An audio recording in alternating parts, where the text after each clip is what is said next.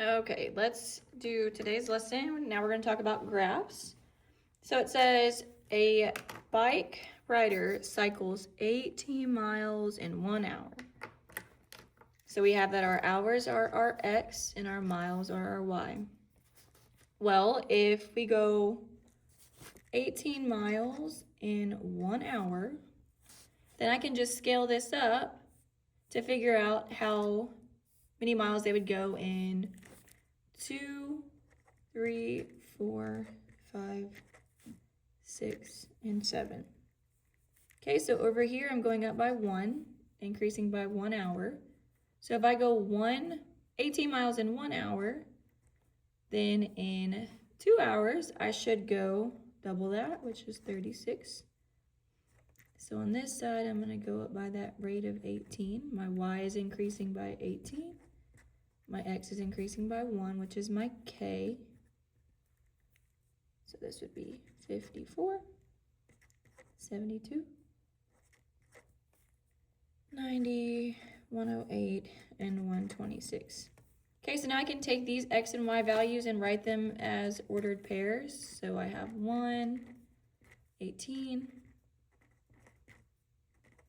2, 36, 3, 54, and then 72, 90, 108, 126. Okay, now I'm able to take this and put it on my graph. So let's just use our x and y values that were given. We're going to make our x's go up by 1, just like on our table. And then our y values went up by 18.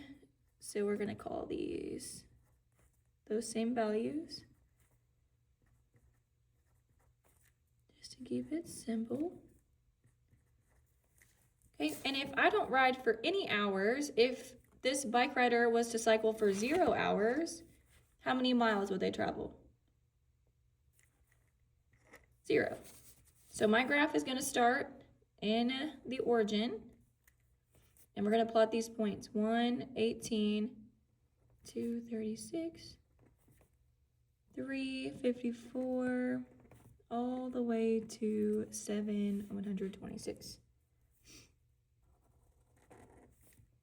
Draw that line as straight as you can. Let's label our x-axis hours just so we have it. And our y-axis is total miles. So we should know that based off of the ratio that we're given, that because whenever I have 1 as an x, then my y is going to be my k. So that ratio 18 over 1 that we're given is 18. So since k is equal to 18, y is equal to 18x. That's the equation of that line. Okay, it says compare the two graphs. Jot your observations in the table. So these graphs are two proportional graphs. What do you notice about these two graphs? We've talked about this before. They both go through the origin.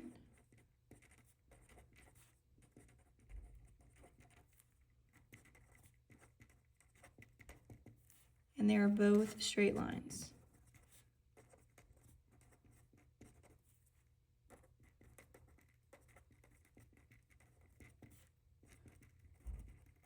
They're linear.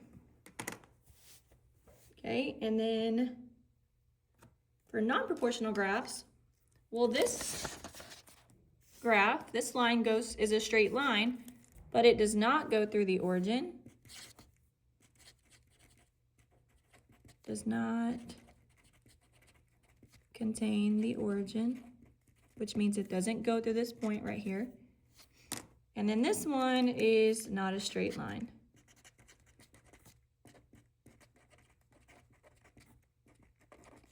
And it also does not go through the origin.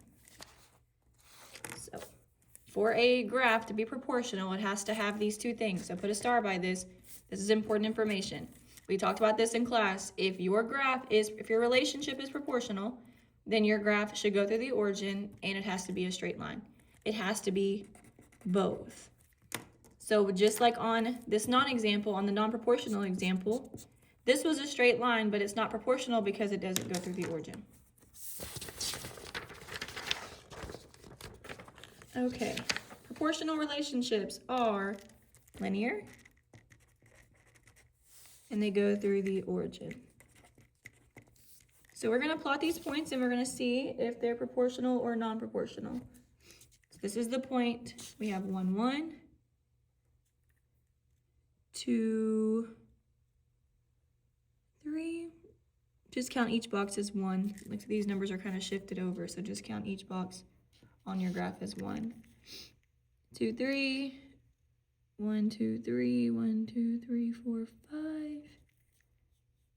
1, 2, 3. 2, 3, 4. 1, 2, 3, 4, 5, 6, 7. And then 5 and 9. But if we notice, if I wanted to continue my points down the other way, I went down 2 boxes, or I went right 1 box and up 2 boxes. Right 1, up 1. Every time I added a point, I went right 1, up 1.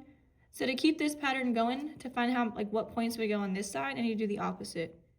Go down 2, left 1, down 2, left 1. So those points, if I were to draw this graph, connect and make a line,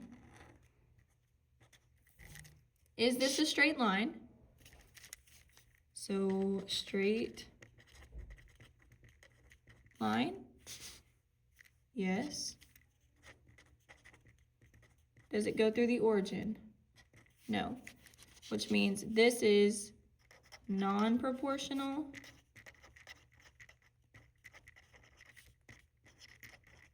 because it does not go through the origin. Okay. And also, if using the triangles was confusing to you, I can continue. If I saw that my x values were increasing by 1 going to the right, and my y values were increasing by 2 going to the right, then to go the other direction, I need to get to 0, and 0 is before 1. So if I were to carry this relationship back, I've got to do the opposite, which is -1. And this would be -2. So 1 minus 2 would give me -1. This graph does not contain the point 0, 0, which is why it does not go through the origin. Okay, example 2. We're going to plot these points. -1, 2, 3, 1, 2, 3, 4, 5, 6. -1, -2. 1, 2,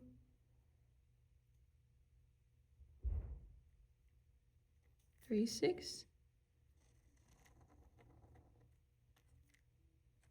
Okay, this would be, and the way I can tell here too is if I don't know, because 0 would be somewhere right here. That's where 0, 0 should be in my graph. So this is a straight line. And it looks like it contains the origin, but what I can do to figure out if it's proportional as well is if it's proportional, then every time I divide my y value by my x value, I should get the same number. So 10 divided by 5 would give me 2.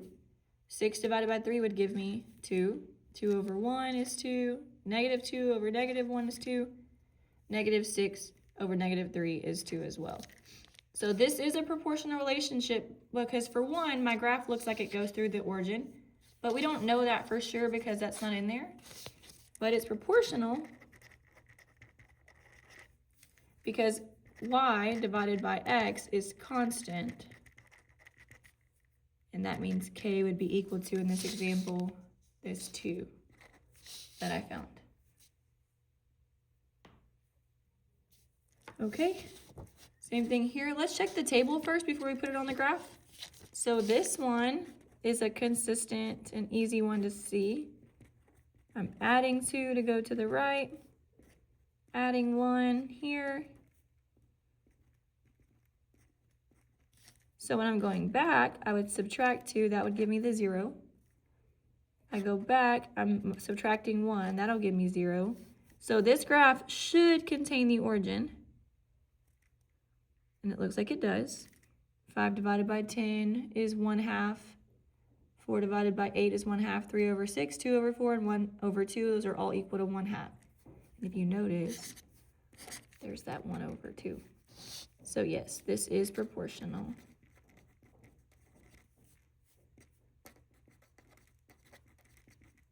Straight line through the origin. Okay, feel free to answer these 2 questions. If not, if you don't need them, then you can go to the back where you will create your own graph like question 1, and then you will answer the questions that go along with that graph as well.